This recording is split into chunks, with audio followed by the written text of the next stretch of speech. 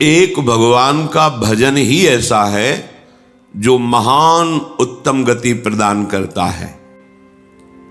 मौन रहना, फल मूल खाना, या वायु पीकर रहना, या सिर मुंडन करा के, या कुटी बनाकर, या जटा धारण करके भूमि पर शयन करना, जल में प्रवेश होकर भजन मंत्र आदि अनुष्ठान करना, ये सब यदि शुद्ध भाव नहीं है तो ये निष्फल ही समझो। निष्फल का मतलब ऊपर के लोकों में जाके सुख भोगोगे, फिर तुम्हारा जन्म होगा।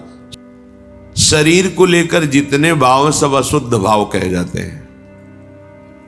शरीर देहाभिमान भाव से ये भोगना है, देखना है, सुनना है, छूना, प्रभु से विमुख, वो सब अशुद्ध भाव है।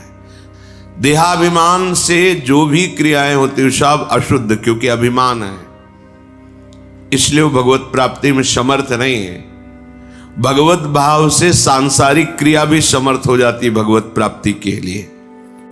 भाव तो यहां करें कि यदि भाव शुद्ध नहीं है तो ये सब जन्मने मरने वाले चक्र में ही रहता है, उससे विमुख नहीं हो पाता।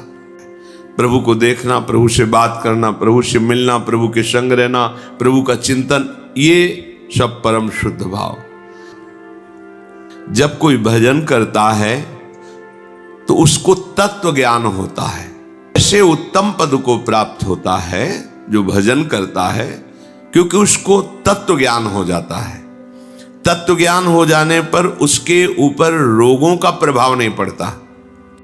तत्व ज्ञान उसे वेदांत पढ़ के नहीं करना होगा, जरा वृद्धावस्था का प्रभाव नहीं पड़ता और मृत्यु का भी प्रभाव नहीं पड़ता, और उत्तम पद की उसको प्राप्ति होती है। अगर वो मोक्ष चाहे तो मोक्ष, प्रेम चाहे तो प्रेम। अपने स्वरूप का बोध, संपूर्ण संसार में क्या व्याप्त है, कौन सा व्यक्त तत्व है, वो आपको बोध हो जाएगा भजन बल से। कई बार कहा है कि नाम में इतनी सामर्थ्य है कि आप नाम को पकड़ के निरंतर चिंतन में लाइए तो तत्व ज्ञान हो जाएगा। और आनंद समुद्र में अवगाहन करने लगे तो कितना सुख होगा, कल्पना भी कोई विषयी पुरुष नहीं कर सकता। ये जो सुख की स्फुरणा होती है ये उसी आनंद सिंधु के एक बिंदु के सीकर से है। यदि भजन किया जाए, हृदय पवित्र हो जाए तो श्लोकेन या वार्धनेन क्षीणम तस्य प्रयोजनम, आधे श्लोक में तत्व ज्ञान प्राप्त हो जाए। इसका ज्ञान आधे श्लोक में हो जाए यदि हृदय पवित्र हो। पवित्र हृदय भगवत भाव, अपवित्र हृदय देह भाव, भोग भाव, जागतिक भाव। मार्कंडेय जी कह रहे हैं सब भूतों के हृदय में विराजमान जो भगवत तत्व है वही मेरे हृदय में भी विराजमान है। खूब नाम जब चल रहा है अंदर से, बस यही कमी होती है। हम बाहर की क्रियाएं तो सांगोपांग कर सकते हैं, पर निरंतर तैल धारावत भगवत चिंतन बड़ी बाधा पहुंचाती माया। संपूर्ण शास्त्रों के अध्ययन करने का कोई प्रयोजन नहीं, अधिक से अधिक समय भजन में देना है।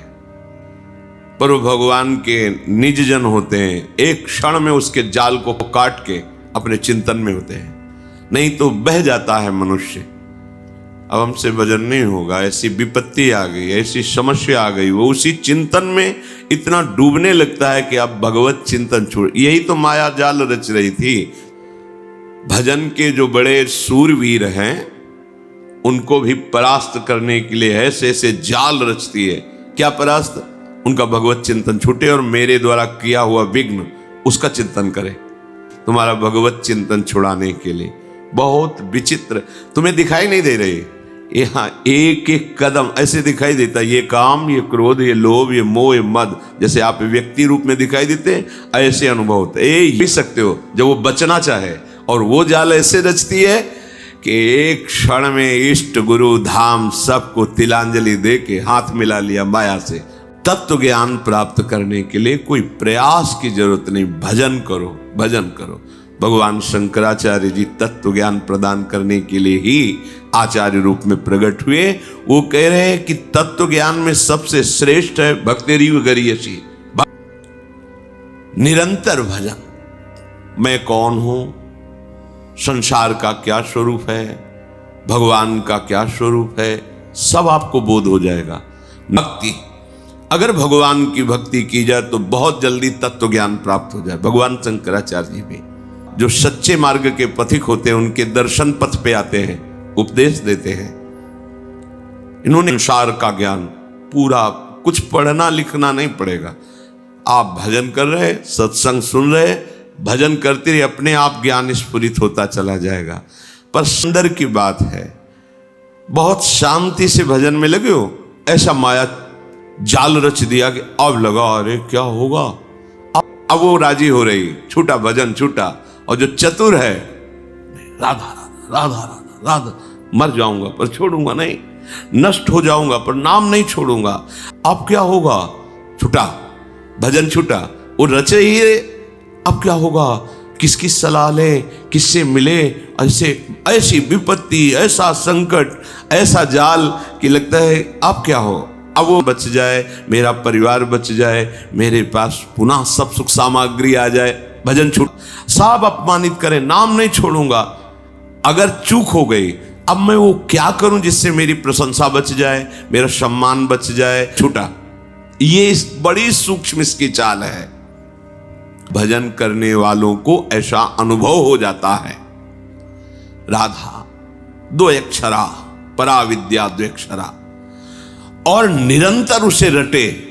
मार्कंडेय जी कह रहे हैं, प्रभु के जनों के प्रति आपकी भगवत भाव श्रद्धा हुई, प्रभु का नाम यश सुना, इससे आपका काम बनता है। भगवान की महिमा है, वो जब आप सुनते हैं, नाम जब करते हैं, उनके प्रति भाव रखते हैं, आपका मंगल होना प्रारंभ हो जाता है।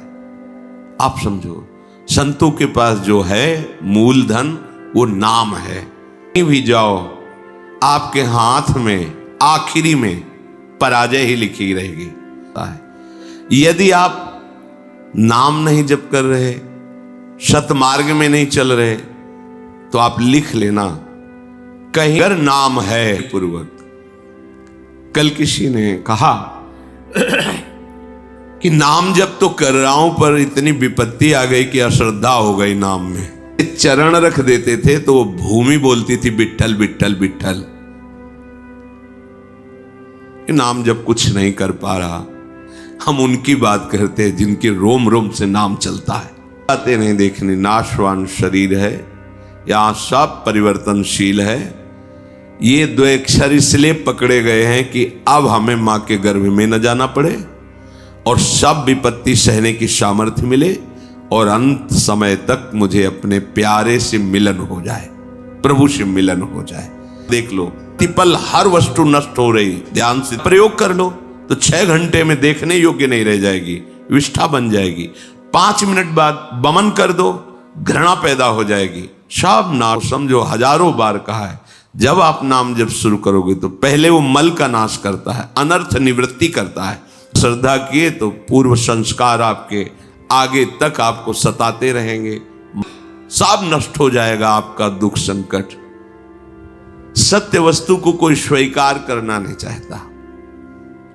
नाटक को सत्य मान करके, ये संसार एक माया का नाटक है, वो इसे सत्य मान करके इसे भोगना चाहता है, इसका स्वामी बनना चाहता है, मायापति बनना चाहता है। सत्य बात स्वीकार कर ले तो आनंद मगन हो जाए, पर सत्य कड़ुआ लगता है।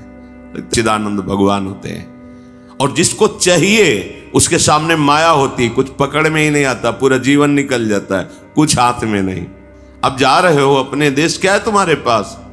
हाँ, राधा राधा कहा है, अब ये जमा है, कुछ नहीं। यही चिंतन है, ये चिंतन तो आगे का जन्म निर्णय कर देगा। सैकड़ों शास्त्र हैं, सैकड़ों शास्त्रों के वाक्य हैं, क्या क्या पकड़ोगे? सबकी बात एक बार मान लेते हैं। अब जब तक श्वास रहेगी नाम जपेंगे। निहाकार इतने जमा थे, नाम ने भस्म कर दिया। अब दिखाई देती है जो शरीर रचने के समय निर्धारित कर दी गई थी कि इस तिथि को इस समय से ये तुम्हें दंड मिलेगा, तुम्हारे अनंत जन्मों का हिसाब जमा हुआ, तुम अविनाशी जीव हो। अब नाम पहले पीछे का तुम्हारा भस्म कर रहा है। अब अज्ञानी जीव सोच रहा है हम पीछे थे भी कि नहीं थे, हम तो अभी देख रहे हैं, तुम्हारे देखने से नहीं है। ज्ञान मोक्ष तो बहुत दूरी की बात है, उसे शांति सुख भी प्राप्त नहीं होता। इस गृहस्थ हो, धर्मयुक्त है, आपने पाणिक ग्रहण संस्कार किया है, आप तो आपकी जनेंद्री भोग भोगते हुए भी पवित्र है। कब पवित्र होती है? जब निषिद्ध भोगों का त्याग कर दिया जाता है। ये तीर्थ स्नान दान से पवित्र नहीं होती। शास्त्र सम्मत भोगों को भोगिए, निषिद्ध भोगों का त्याग कीजिए, तो मन सहित पांचों ज्ञान इंद्रियां पवित्र हो जाएंगी। शास्त्र सम्मत कर्म कीजिए तो पांचों कर्मेंद्रियां पवित्र हो जाएंगी।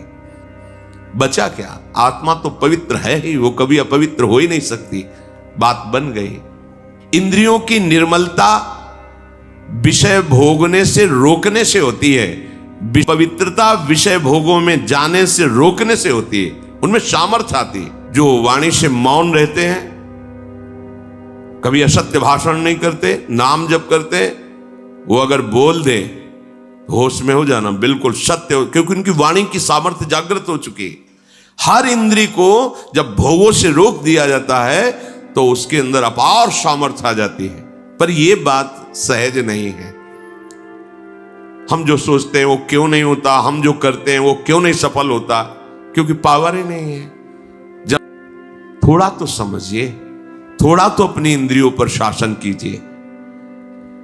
इंद्रियों में सामर्थ्य और निर्मलता आती निरोध, निरोध माने रोकने से।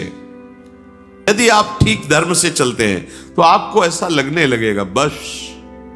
कितने ऐसे गृहस्थ उपासक श्री जी के शरण में हैं जो पति पत्नी सहित आजीवन ब्रह्मचर्य का नियम लेके रह रहे हैं। कुछ दिनों के बाद यदि आप ठीक धर्म से चलते हैं तो आपको ऐसा लगने लगेगा बस।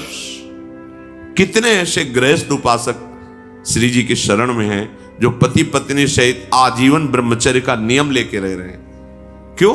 किसी ने सिखाया क्या? नहीं, धर्म से चले। उनको लग गया कि नहीं नहीं, सुख तो प्रियाजू के नाम रूप लीला धाम में है, अब जीवन बर्बाद नहीं है। कितने ऐसे। अगर आपका धर्मयुक्त सेवन नहीं तो वृद्धावस्था तक तुम्हारा चांचल्य मन, चांचल्य इंद्रियां, ये बंद नहीं होगा। बहुत छलावा है, बहुत छलावा है, जिसे समझ नहीं पाते, पूरा जीवन छल जाता है।